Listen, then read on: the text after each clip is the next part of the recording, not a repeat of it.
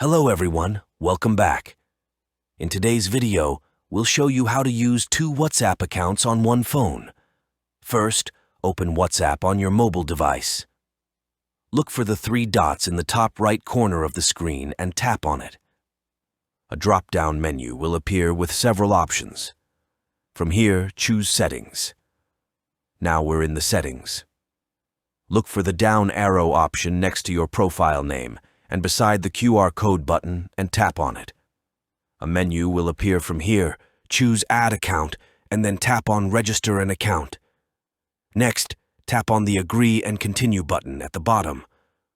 On the following screen, choose your country, enter your mobile number, and tap on the Next button to add another account.